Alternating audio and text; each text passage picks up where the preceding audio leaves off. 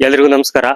ಈಗ ನಾವು ಮಾತಾಡಕ್ಕೆ ಹೊಂಟಿರೋ ವಿಷಯ ಏನು ಅಂತ ಅಂದ್ರೆ, ಹಿರಿಯೂರು ತಾಲೂಕಲ್ಲಿರೋ ಧರ್ಮಪುರ ಹೋಬಳಿಯ ಒಂದು ಸರ್ಕಾರಿ ಶಾಲೆ, ಹಳ್ಳಿಕೆರೆ ಪಾಳ್ಯದಲ್ಲಿರೋ ಒಂದು ಸರ್ಕಾರಿ ಶಾಲೆ ಯಾವ ರೀತಿ ಹಾಳಾಗಿದೆ ಅಂತ ಒಂದು ತೋರ್ಸಕ್ಕೆ ಈ ವಿಡಿಯೋನ ಮಾಡ್ತಾ ಇದೀವಿ.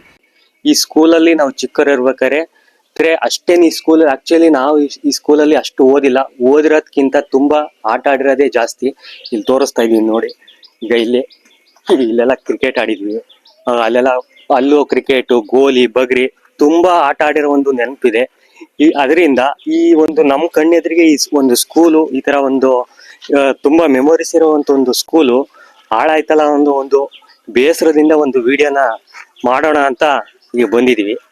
ಈ ಸ್ಕೂಲು ಈ ತರ ಸ್ಟಾಪ್ ಆಗಕ್ಕೆ ಏನ್ ಕಾರಣ ಅಂತ ಅಂದ್ರೆ, ಹುಡುಗರು ಸ್ಟ್ರೆಂತ್ ಬರ್ತಾ ಬರ್ತಾ ಕಮ್ಮಿ ಆಯ್ತು. ಇಲ್ಲಿ ನೋಡ್ತಾ ಇದ್ರಲ್ಲ, 12/7/2013 ಹತ್ತತ್ರ 12 ವರ್ಷ ಆಯ್ತು ಈ ಸ್ಕೂಲು ಸ್ಟಾಪ್ ಆಗಿ. ಅಂದ್ರೆ ಅಲ್ಲಿವರೆಗೂ ಈ ಸ್ಕೂಲ್ ಚಾಲ್ತಿಲಿತ್ತು. ಇಂಗ್ಲಿಷ್ ಮೀಡಿಯಂಗೆ ಅಂತ ಸ್ಕೂಲ್ ಹುಡುಗರೆಲ್ಲ ಹೋಗಿ ಕತ್ಕೊಂಡ್ರು. ಬರ್ತಾ ಬರ್ತಾ ಈ ಸ್ಕೂಲ್ ಸ್ಟ್ರೆಂತ್ ಎಲ್ಲ ಕಮ್ಮಿ ಆಗ್ಬಿಟ್ಟು ಈ ಸ್ಕೂಲ್ ಕೂಡ ನಿಂತೋಯ್ತು.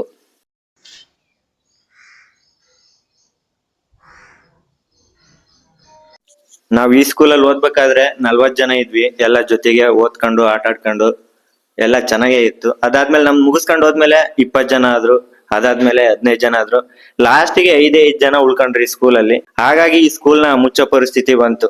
ಒಂದಿನ ಜೋರಾಗಿ ಮಳೆ ಬಂದು ಗೋಡೆ ಎಲ್ಲ ಕುಸ್ತು ಬಿದ್ದು ಗಾಳಿ ಇದಕ್ಕೆ ಸೀಟ್ ಎಲ್ಲ ಹಾರ್ಕೊಂಡೋಗಿ ಈ ಸ್ಥಿತಿ ಬಂದಿದೆ. ಇವಾಗ ನೋಡ್ತಿದ್ದೀರಾ ಇದೆಲ್ಲ ನಮ್ ಸ್ಕೂಲ್ ಯಾವ ರೀತಿ ಬಂದಿದೆ ಅಂತ.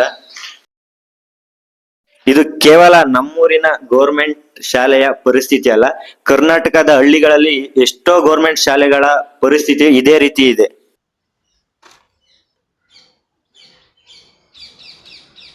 ಹಾಗಾಗಿ ಸರ್ಕಾರ ಈ ತರ ಒಂದು ಗೌರ್ಮೆಂಟ್ ಸ್ಕೂಲ್ ಉಳಿಬೇಕು ಅಂತ ಅಂದ್ರೆ ಕನ್ನಡ ಮೀಡಿಯಂ ಜೊತೆನು ಇಂಗ್ಲಿಷ್ ಮೀಡಿಯಂ ನ ಟೀಚ್ ಮಾಡಿದ್ರೆ ಹುಡುಗರು ಹೆಚ್ಚಿನದಾಗಿ ಗೌರ್ಮೆಂಟ್ ಶಾಲೆಗೆ ಸೇರ್ತಾರೆ. ಹಾಗಾಗಿ ನಾವು ಈ ವಿಡಿಯೋ ಮಾಡ್ತಿರೋ ಉದ್ದೇಶ ಏನು ಅಂತ ಅಂದ್ರೆ, ಈ ತರ ಒಂದು ನಮ್ಮೂರಲ್ಲಿ ಗೌರ್ಮೆಂಟ್ ಸ್ಕೂಲ್ ಮುಚ್ಚೋಗಿದೆ. ಅದೇ ತರನೇ ಈ ಮುಂದೆ ಈ ತರ ಬೇರೆ ಬೇರೆ ಊರುಗಳಲ್ಲೂ ಈ ತರ ಒಂದು ಸಮಸ್ಯೆ ಇರ್ಬೋದು. ಹಾಗಾಗಿ ಒಂದು ಅವೇರ್ನೆಸ್ ಮೂಡ್ಸಕ್ಕೋಸ್ಕರ ಈ ಒಂದು ವಿಡಿಯೋ ಮಾಡ್ತಾ ಇರೋದು. ಈ ವಿಡಿಯೋ ಮಾಡ್ತಿರೋದು ಯಾವುದೇ ಅಟೆನ್ಷನ್ಗೋಸ್ಕರ ಅಲ್ಲ. ಜೈ ಕರ್ನಾಟಕ ಮಾತೆ ಅಂತ ಹೇಳ್ತಾ ಈ ವಿಡಿಯೋನ ಮುಗಿಸ್ತಾ ಇದ್ದೀವಿ. ಧನ್ಯವಾದ.